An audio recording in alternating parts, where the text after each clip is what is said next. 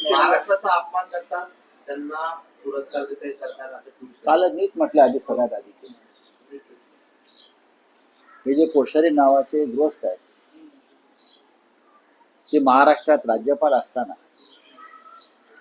त्यांनी जे उपत्याग केले सगळ्यात आधी लोकशाही संविधानाची हत्या करून ठाकरे सरकार उद्धव ठाकरे यांचं सरकार उलथवून टाकलं.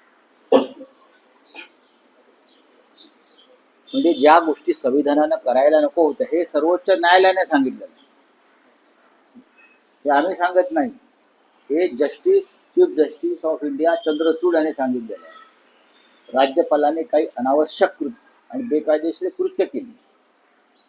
राज्यपालपदी हे भगवंत कोश्यारी होते.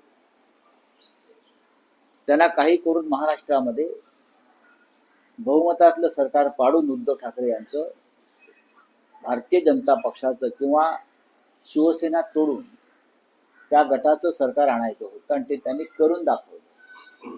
आणि त्यासाठी लोकशाही संविधान आणि महाराष्ट्रातील जनतेच्या लोकभावना पायदळी तुडवल्या.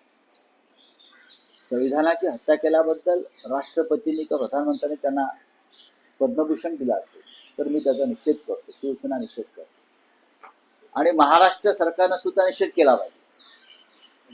देवेंद्र फडणवीस त्यांचे इथून उपमुख्यमंत्री त्यांनी निषेध यासाठी केला पाहिजे. ह्याच कोश्यारी राज्यपाल पदावर असताना महात्मा फुले आणि सावित्रीबाई फुले यांचा अपमान करणारी वक्तव्य केली. याच कोश्यारी यांनी बसून छत्रपती शिवाजी महाराजांचा अवमान केला होता. याबद्दल महाराष्ट्र सरकारने देवेंद्र फडणवीस राज्याचे मुख्यमंत्री आणि त्यांच्या 2 उपनी या पद्मभूषण जो त्यांना दिला.